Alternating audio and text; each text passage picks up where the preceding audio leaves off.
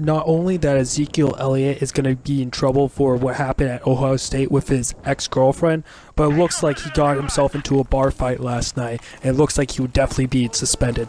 He was definitely going to be suspended for at least 1 to 2 games for the Ohio State incident, but it looks at it is that his suspension could go up to 3 or 4 potentially, just with the altercations with the ball fight. So this bar fight went on, and he actually sent the man to a hospital. And right now, it looks like he apparently the man who reported the incident didn't know who it was, and they found Ezekiel Elliott was the perpetrator, according to the police. Now, when I look at Ezekiel Elliott, he's a stud player in this league. In my opinion, he is the most important piece on the Cowboys offense as of right now. And with his suspension, I think it could really hurt the Cowboys.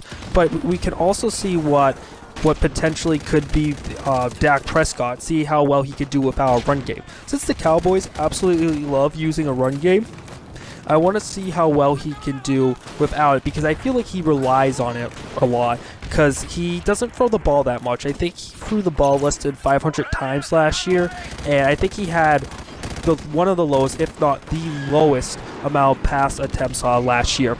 And when I look at it, I think Dak Prescott's good. I just don't think he might be great enough, because I still think he needs to rely on the run game, and I want to see how well he can do, because especially if this happens in the first 4 weeks of the year, that's when they're facing some good defenses. They're facing the Denver Broncos, they're facing the Giants.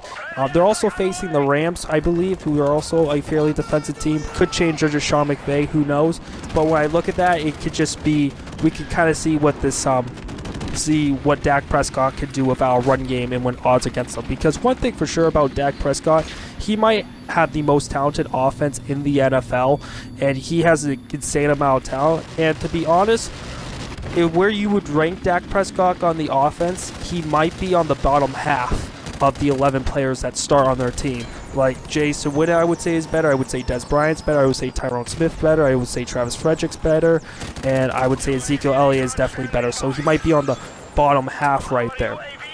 Now, when it comes to Elliott and his history, there's a nice quote by Ezekiel Elliott's father. And my biggest worry is, I don't believe my son knows how to navigate in life being a superstar, Stacey says. He's like a little boy who wants to play football and have fun and enjoy people. We've always said this about Ezekiel. Ever since he came into the world, he's just happy to be alive. He's a happy guy, but this world is not.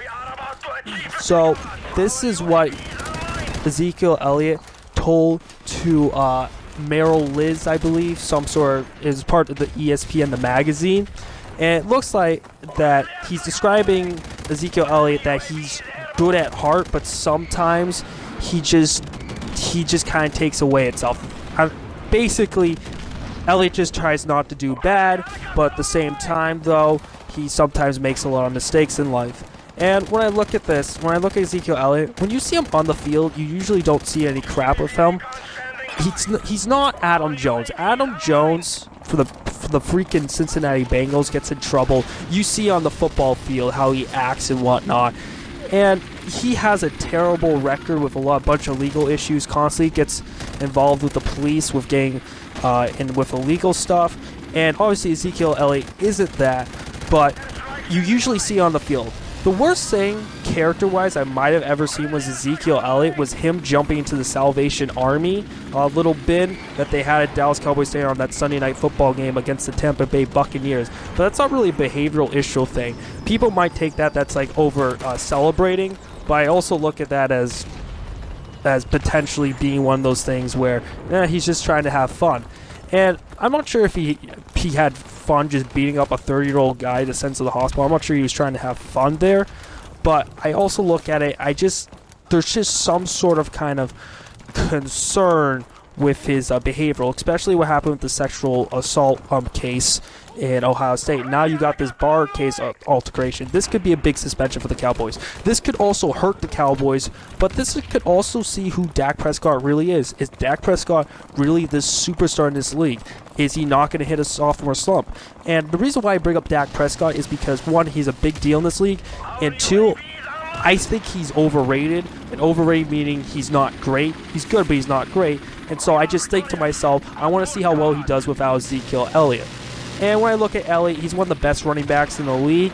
I would say he's better than Bell, even though I look at Bell, he might be a better catcher, but Ezekiel Elliott's pretty good at catching too, and you're going to see a lot more of that. Alright, thanks for watching the video, guys. If you want to see articles or videos I have, go check in the link in the description and whatnot. Alright, see you guys.